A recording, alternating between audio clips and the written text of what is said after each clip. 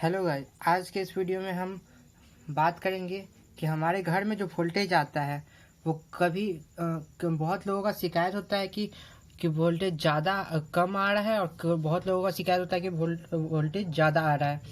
तो आज के इस वीडियो में हम बात करेंगे कि वोल्टेज कम घर में क्यों आता है और कभी ज़्यादा क्यों आता है और इसका उपाय भी हम इसका बताएंगे। तो तो वोल्टेज कम या ज़्यादा दो कारणों से हो सकता है, दो जगह से हो सकता है। पहला आउटसाइड और इनसाइड। आउटसाइड कहने का मतलब क्या है और इनसाइड कहने का मतलब क्या है, आज हम देखेंगे। आउटसाइड कहने का मतलब कि घर के बाहर, जैसे कि अगर हम घर से बाहर, अगर ट्रांसफार्मर से हमारा मतलब कि ट्रांसफार्मर से अगर हमारा वोल्टेज आता है हमारे घर पे, तो हमारे घर पे आता है तो हम लोग अपने घर में देखें कि हमारा घर पे वोल्टेज कम है और उस ट्रांसफार्मर से जिसके घर पे भी और भी ट्रांसमिशन लाइन गया हुआ है, जो और भी लाइन कनेक्शन लिया हुआ है, उसके घर में भी अगर वोल्टेज की दिक्कत है तो इसका मतलब कि वो 100% आउटसाइड होगा। हम लोग 100% ट्रांसफार्मर से ही मतलब कि उसका मतलब कि दिक्कत होगा, वोल्टेज कम बेसी। तो इसके लिए हम लोग डिस्ट्रीब्यूटर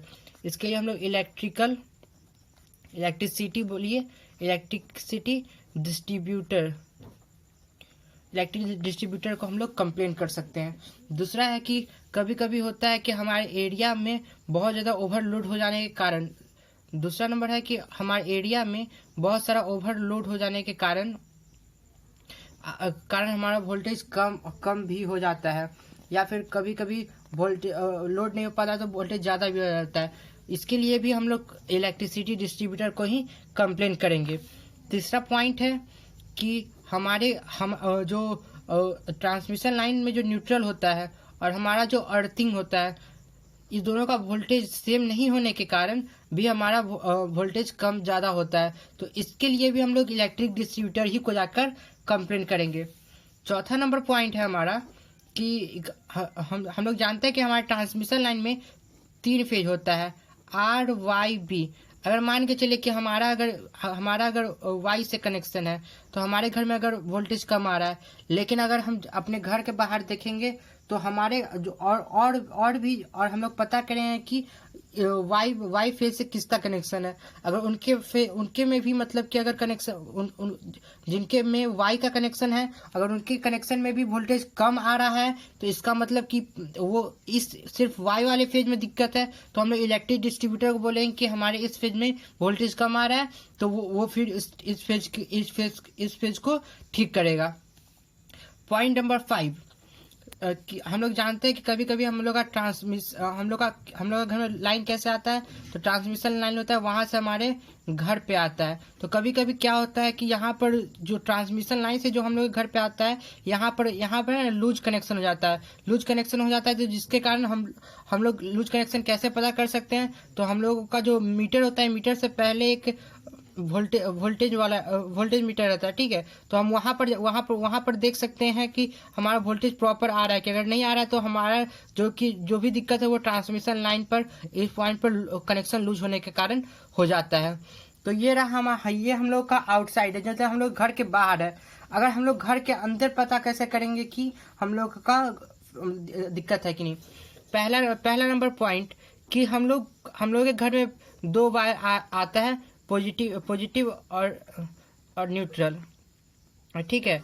तो हम लोग के घर में 2 वायर आता है, तो हम लोगों का घर में कभी कभी क्या होता है कि पूरे घर में ही लाइट कम आता है, तो यहाँ से ये 2 कनेक्शन जाता है। तो कभी कभी क्या होता है कि यहाँ पर कनेक्शन लूज हो जाने के कारण, एमसीबी में कनेक्शन लूज हो जाने के कारण हमारे घर में वोल्टेज कम आता है, या फिर एमसीबी यहाँ से अगर टाइटली है तो फिर यहाँ से कनेक्शन कम लूज होने जाने के कारण हमारे घर में वोल्टेज कम आता है।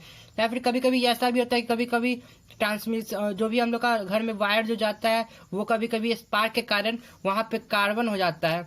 कार्बन में हो जाने के कारण करंट क्या होता है, तो करंट फ्लो ऑफ इलेक्ट्रॉन होता है, तो वहाँ पर इलेक्ट्रॉन का फ्लो नहीं हो पाता, जिसके कारण हमारा वोल्टेज कम आता है।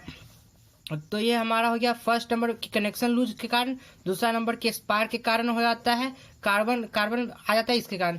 थर्ड नंबर है कि रॉन्ग रॉन्ग वायरिंग कहने का मतलब क्या है कि जैसा कि हम लोग जानते हैं, जब हम लोग नया घर बनाते हैं तो उस वक्त हम लोग का उतना लोड नहीं रहता है तो हम लोग क्या काम करते हैं कि हम लोग थोड़ा कम दाम वाला वायर या फिर थोड़ा सस्ता वायर ले लेते हैं, जो कि उतना अच्छा नहीं होता है। ठीक है, तो हम लोग उस वक्त काम चलाते हैं, लेकिन जैसे जैसे हम लोग का इक्विपमेंट्स बढ़ते जाता है घर के अंदर, हमारा लोड भी बढ़ते जाता है, तो उसके हिसाब से वो पहले वाला वायर काम नहीं करता है, जिसके कारण पहले वाले वायर में बहुत दिक्कतें आ जाती है, बहुत मतलब कि थोड़ा जल जाता है, कहीं कुछ भी हो जाता है। तो इसी कारण आप कभी भी मतलब कि वायरिंग करवाएं तो थोड़ा अच्छे वाला वायरिंग करवाएं, जैसे कि कभी भी थोड़ा मोटे वाला वायर चुने और अच्छा कंडक्टर वाला वायर चुने, ताकि ये होता है कि हमारा लोड आगे भविष्य में अगर लोड बढ़ेगा तो मतलब कि हम लोग को उतना परेशानी नहीं आएगा। तो यही था हम लोग का वोल्टेज फ्लक्चुएशन। और हाँ, इसके लिए हमें उपाय क्या है कि अगर वोल्टेज कम आ रहा है, इसमें कभी कभी होता है कि रेफ्रिजरेटर कभी कभी होता है कि हम लोग रेफ्रिजरेटर चला देते हैं, तो उससे क्या होता है कि हम लोग का वोल्टेज कम हो जाता है। तो इसका एक ही उपाय है कि आप मार्केट से जाकर वोल्टेज स्टेबलाइजर खरीद ले।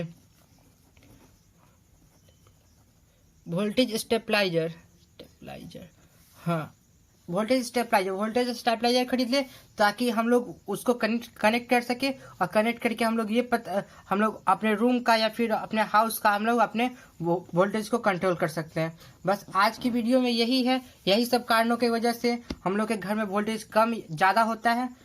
आज की वीडियो के लिए बस इतना ही। अगर आपको कोई भी डाउट हो तो फिर से आप पूछ सकते हैं मुझसे, कमेंट सेक्शन में कमेंट करिए, मैं और भी वीडियो बनाता रहूँगा। अगर मेरा इसी तरह का वीडियो देखना पसंद करते हैं तो इनबॉक्स में बहुत सारे लिंक आएंगे, आप उन पर भी देख सकते हैं।